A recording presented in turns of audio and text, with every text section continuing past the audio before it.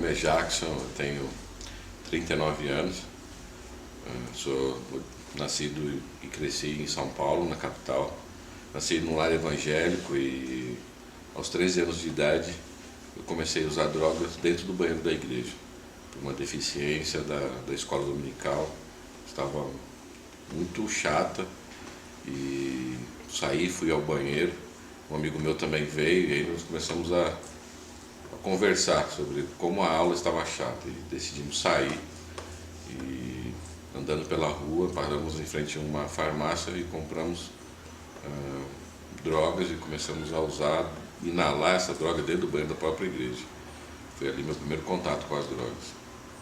Eu usei drogas durante 7 anos e meio nessa vida. Depois fui com maconha, cocaína e depois 2 anos e meio usando crack. E com certeza não iria durar muito tempo nessa vida, fazendo assaltos e roubos para poder sustentar o meu vício. Foi uma fase bem complicada da minha vida. Aos 18 anos eu perdi a minha mãe, que era talvez o maior referencial que eu tivesse dentro de casa. E para mim foi um duro golpe. Poder ver a minha mãe sofrendo com câncer e achando que Deus não estava fazendo nada com relação a isso. Isso só me prejudicou e favoreceu ainda mais a minha distanciação de Deus naquela época. Depois de alguns anos, depois de tanto sofrimento e dor, me mandaram para uma casa de recuperação, que na época para mim era muito difícil, porque era uma casa de recuperação evangélica, onde todos ali passavam por mim no corredor e falavam a mesma coisa, dizendo: Deus tem um plano na sua vida, Deus tem uma obra na sua vida. E a minha vontade era sair no soco com aquelas pessoas, porque eu não acreditava mais em Deus. Se Deus existisse, Ele estava tão longe que Ele não poderia estar fazendo mais nada por mim. Mas com 21 dias ali naquela casa de recuperação, eu tive um encontro real com Cristo.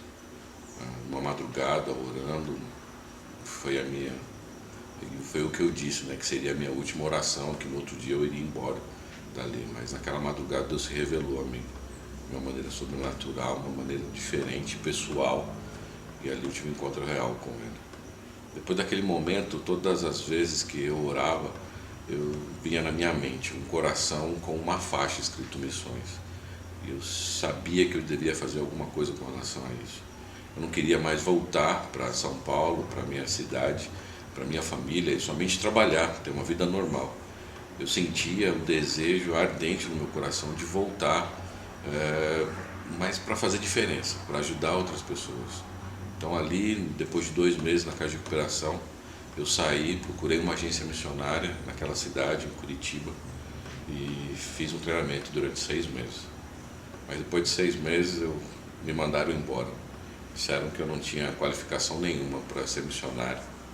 E eu voltei para São Paulo, frustrado, triste por não estar fazendo aquilo que estava no meu coração. O meu pastor me levou, falou de uma outra agência missionária, da OM, e me levou para fazer a entrevista com eles. Nós saímos de São Paulo, fomos até Petrópolis, no Rio de Janeiro, para fazer uma entrevista. E chegando lá nessa entrevista, foi engraçado e ao mesmo tempo triste, por saber que eu não tinha qualificação nenhuma para entrar naquela agência missionária. A entrevista começou perguntando meu nome, de onde eu era, quantos anos eu tinha de convertido. Na verdade, eu só tinha 9 meses, e para entrar naquela missão, eu precisava de no mínimo 2 anos de convertido. Perguntaram se eu tinha dirigido algum departamento na minha igreja, eu falei que também não tinha. Perguntaram se eu falava alguma língua além do português, também não. Perguntaram se eu tinha terminado o 2º grau, eu também não tinha completado. E muitas outras perguntas e muitas outras coisas foram faladas e eu não tinha a mínima qualificação para entrar naquele lugar. Confesso que eu fiquei chateado, mas Deus havia me dado uma certeza, que aquele era o lugar a qual Ele tinha preparado para mim. E saindo daquela sala, eu saí chorando, com raiva, até com Deus, e fui para o banheiro e lavar meu rosto, enxugar minhas lágrimas e brigando com Deus. Falei assim: poxa Deus, o Senhor falou comigo que era esse lugar que eu deveria estar. mas eu não tenho a mínima qualificação, não tem como eu ficar aqui. E na porta do banheiro tinha um versículo dizendo assim, um versículo em Filipenses: ninguém despreze a tua mocidade, antes torna-te padrão entre os fiéis. E eu falei assim, poxa Deus, muito obrigado pelo consolo, mas isso não resolve o meu problema.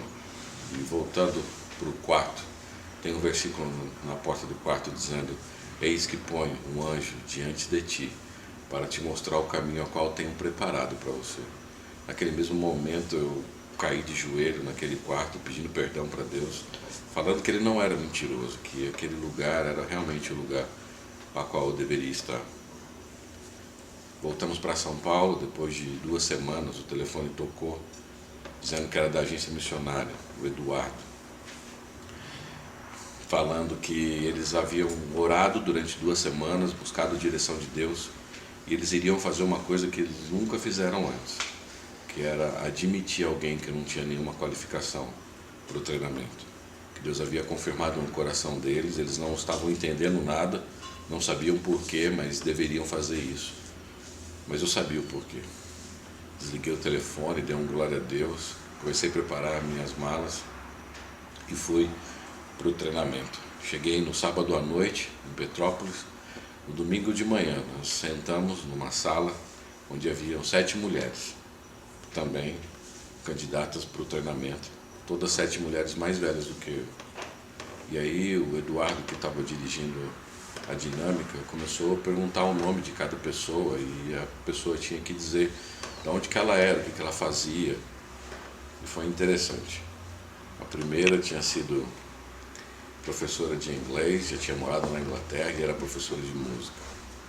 A segunda era uma bióloga que dava aula na universidade da cidade dela. E assim foi.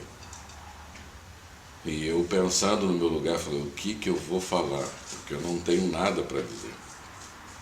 E quando chegou a minha vez, eu só disse o meu nome, falei que tinha acabado de sair de uma casa de recuperação, mas que estava ali para aprender, para poder falar e pregar o Evangelho. Esse era o meu desejo. As pessoas começaram a cochichar umas com as outras, dizendo, o que esse moleque está fazendo aqui? Por que ele está aqui? Mas depois de 6 meses teórico, foi feita a avaliação. E nessa avaliação, eu tinha sido o melhor aluno. Não porque eu tenho nenhuma capacidade, mas eu lembrei daquele versículo que estava lá no banheiro, dizendo que ninguém despreze a tua mocidade. Antes, torna-te padrão entre os fiéis, no procedimento, na palavra. E eu vi que Deus me honrou, mesmo diante daquelas mulheres, todas capacitadas com seus diplomas. Deus foi misericordioso comigo.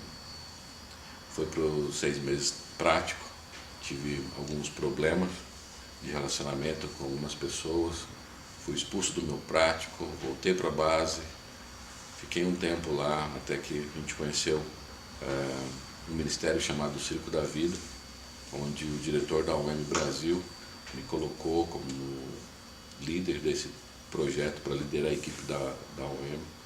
Ficamos ali por 4 meses, onde foi uma bênção. E depois do meu treinamento, o pastor Norberto me convidou para trabalhar com a UEM. E eu fiquei ali na base da UEM trabalhando. Durante esse tempo eu terminei meus estudos, fui para o seminário. No meu 2º ano de seminário, recebi um convite para trabalhar no norte da África. E aí, conversando com um casal que havia chegado do norte da África, mais especificamente do Marrocos, e eu estava dirigindo o carro para eles e conduzindo eles nas igrejas e levando eles para fazer compra, esse tipo de coisa. E aí a esposa do Silas, a Ioná, um dia olhou para mim e falou assim, Jackson, nós estamos precisando de jovens como você no norte da África. Você tem o perfil de pessoas que nós precisamos para o norte da África. E aí eu me lembrei que alguns anos atrás eu não tinha um perfil. Em janeiro de 1998, eu estava desembarcando na Inglaterra e indo para o país de Gales para estudar inglês por 6 meses. 3 meses se passaram e as pessoas chegavam até a mim e perguntavam, como você está em inglês? E eu respondia, o meu nome é Jackson. Eu disse, não, como você está? E eu respondia, eu sou do Brasil. pessoa, não, ô burro, presta atenção, como vai você? E eu falava, eu tenho uma irmã e um irmão? Oh, esquece, você é muito burro, você nunca vai aprender a falar inglês. Eu entrava na escola às 8 horas da manhã, saía às 5:30 da tarde, todos os dias. E eu não conseguia aprender inglês. Durante 6 meses praticamente, porque faltava 3 semanas para terminar o curso, eu ia todas as noites à praia orar e falar com Deus, abrir meu coração. E nessa noite eu estava muito triste, chateado, chorando muito, preocupado, porque daqui 3 semanas o curso iria acabar e eu não tinha como falar inglês, eu não tinha aprendido inglês. E eu falava para Deus, falei assim, poxa Deus, eu não quero envergonhar o teu nome, eu não quero voltar para o Brasil como um derrotado, como um frustrado, como alguém que não conseguiu falar inglês. Mas se o Senhor me trouxe até aqui, e eu creio que o Senhor me trouxe até aqui, faça um milagre, me ajuda a poder falar inglês. Eu sei que só falta 3 semanas, mas eu creio que o Senhor pode fazer um milagre. Naquele mesmo momento, orando ali, a minha língua começa a enrolar. E eu assusto com isso. Falei, talvez eu esteja muito emocionado, forçando uma barra, Deus me perdoa. Porque, como bom batista que eu sou, eu não posso estar enrolando a língua. E parei, respirei, voltei a orar de novo, minha língua começa a enrolar e eu falo, Deus, tudo bem, me perdoa por talvez estar forçando a barra, eu vou para casa, vou dormir e fica tudo bem assim. Eu fui para casa naquela noite e, para minha surpresa, eu sonhei a noite inteira em inglês. Quando acordei de manhã, eu falava inglês fluente. As pessoas começaram a dar risada da minha cara, achando que eu estava brincando ou escondendo o jogo por não ter falado 6 meses, durante 6 meses não ter falado inglês. Mas Deus fez um milagre, eu louvo a Deus por isso. Depois era o grande desafio. Depois da língua aprendida, o desafio era ir ao norte da África e o Oriente Médio e a Ásia distribuir Bíblias.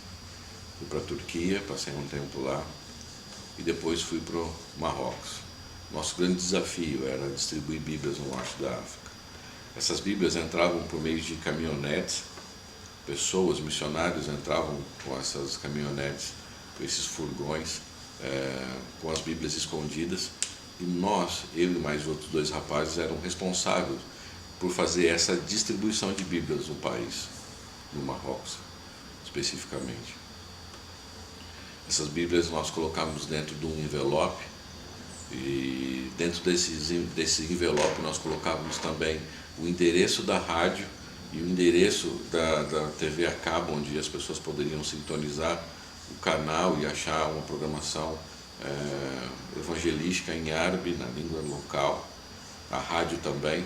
E também dentro da Bíblia tinha um convite para que, se a pessoa tivesse interessado em estudar mais sobre a Bíblia e saber mais sobre Jesus, ela poderia escrever para 6 países diferentes, pedindo um curso bíblico por correspondência.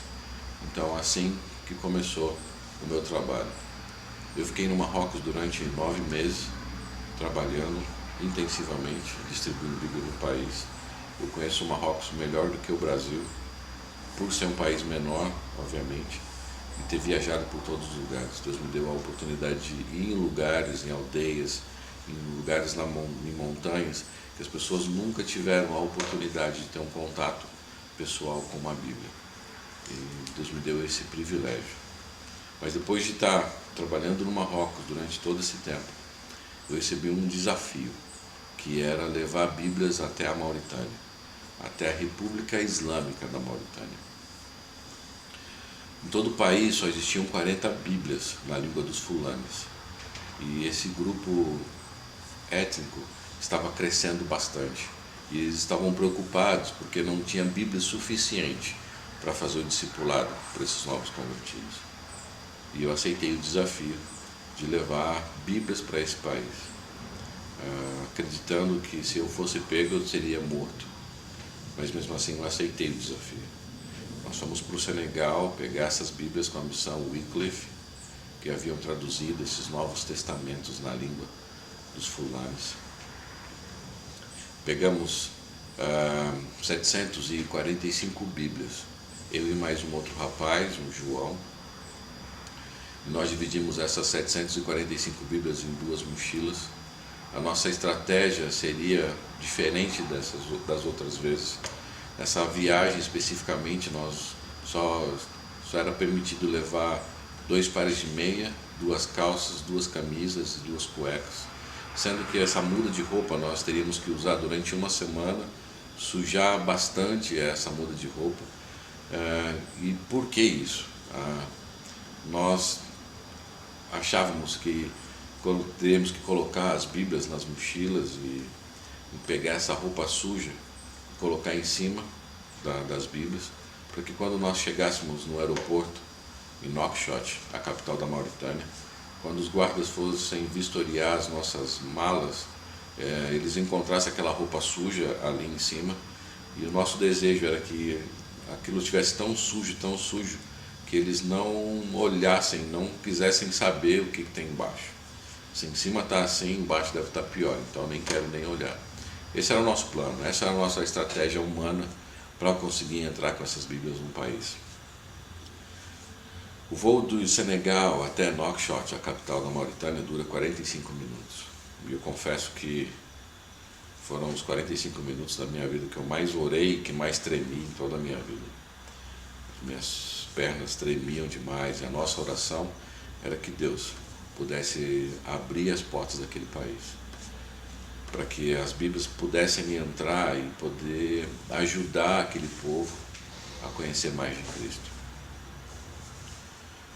Depois de 45 minutos de voo, chegamos até a capital, descemos do avião e fomos pegar nossas mochilas e passar pela alfândega.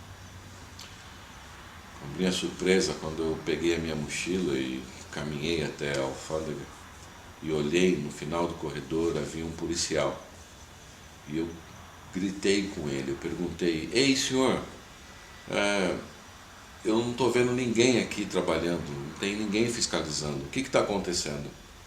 E ele me respondeu dizendo: "Hoje nós estamos de greve, pode passar." Eu falei: "É sério mesmo? Você está brincando? Porque aqui não tem ninguém, cadê os policiais? Cadê?" Eu falei: "Estou falando, pode vir, não, ninguém vai olhar a tua mochila, ninguém vai olhar nada, porque nós estamos de greve. E vem logo, porque você está atrapalhando a fila que está atrás de você." Eu falei assim: "Poxa, eu posso ir então tranquilamente?"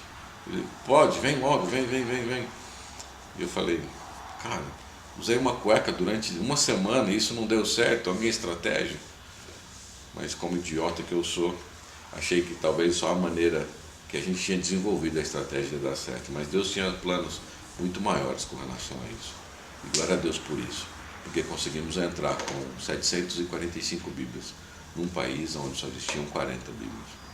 Na Mauritânia eu conheci um rapaz chamado Talar, nascido e criado dentro dos princípios islâmicos, mas um dia ele teve um encontro com um missionário americano e ali se converteu e começou a viver as perseguições de ser um cristão vivendo num país muçulmano.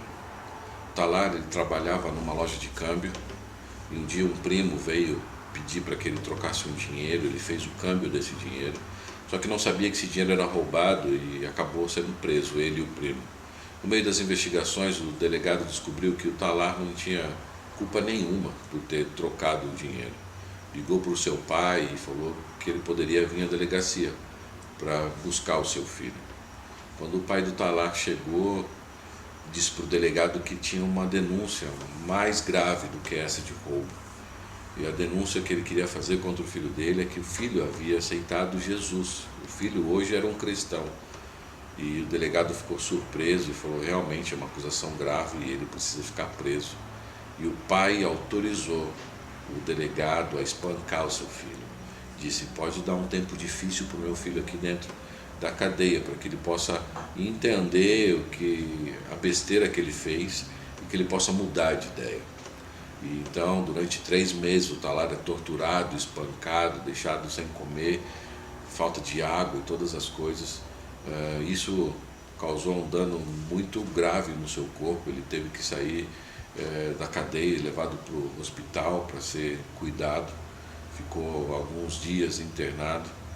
Depois da sua recuperação, o Talar é liberado e um dia ele é convidado para dar uma volta de carro com seus amigos. E ele entra dentro desse carro com 3 amigos, pegaram uma autoestrada e num carro em alta velocidade perguntaram para o Talar: "Você Talar, é verdade que você aceitou Jesus, que você agora é um cristão?" Ele falou assim: "Sim, é verdade. Agora eu sou um cristão." E eles disseram assim: "Aqui na República Islâmica da Mauritânia, nós sabemos tratar como traidores como você." Em um carro em alta velocidade jogaram um Talar para fora. Talar sofreu um acidente gravíssimo, tendo traumatismo craniano, quebrando várias partes do seu corpo, os ossos do seu corpo. Talar é levado para o hospital, fica na UTI durante meses internado, em coma. E pela misericórdia e a graça de Deus, o Talar se recuperou. Naquele momento, no quarto de hotel, o Talar começa a mostrar no corpo dele as marcas que ele tinha da tortura, de ter sido preso e do acidente, mostrando que o seu corpo todo é marcado por amar a Cristo. Naquele momento eu comecei a olhar para o meu próprio corpo e tentar ver se eu achava alguma cicatriz que pudesse dizer que aquilo foi por amor a Cristo. O Talar, o seu maior sonho é poder viver num país onde ele possa ter a liberdade de poder adorar a Deus, estudar a Bíblia junto com outros irmãos. E ele não tem essa liberdade. E ele disse para mim: "Jackson, quando você voltar para o teu país, conta o meu testemunho, para que os irmãos possam orar pelo meu país, para que um dia nós possamos ter a mesma liberdade que vocês têm no país de vocês, no Brasil, para poder abrir as suas igrejas e adorar a Deus. Eu hoje não sei o que é isso, eu não vivo isso, mas eu sonho com isso." Esse é o sonho do Talar, poder abrir uma igreja forte, uma igreja vibrante, uma igreja que adora ao Deus vivo. O Talar hoje ele não pode casar, porque não tem ninguém que queira casar com um cristão. O Talar não tem amigos, porque ninguém quer ser amigo do cristão. O Talar não tem emprego, porque ninguém quer dar emprego para um cristão. O Talar hoje não come mais na mesa com os seus familiares, mas ele come no quintal, com os cachorros. Essa é a vida do Talar. O pai do Talar tem empresas na Arábia Saudita. Todos os anos o pai dele sai da Arábia Saudita e vai até a Mauritânia encontrar o Talar para perguntar, insistir com o filho: "Largue tudo isso e venha assumir as empresas da família." E todos os anos o pai dele volta com a mesma resposta: "Não, eu não vou voltar. Esse é meu povo, esse é meu país, essa é minha religião e eu quero abrir uma igreja aqui. E eu quero que o Mauritânia ainda tenha essa liberdade." Então o meu desejo é que você possa estar orando pela vida dele. Na verdade, eu não sei se o Talar ainda está vivo, mas se ele ainda não morreu, eu sei que ele está lutando por isso.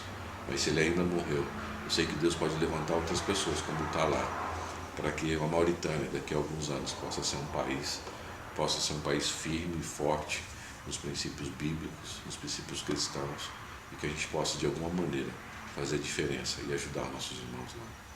Que Deus abençoe vocês. Muito obrigado pela oportunidade de poder estar compartilhando um pouco da minha vida, daquilo que Deus tem feito. Muito obrigado. Que Deus abençoe vocês.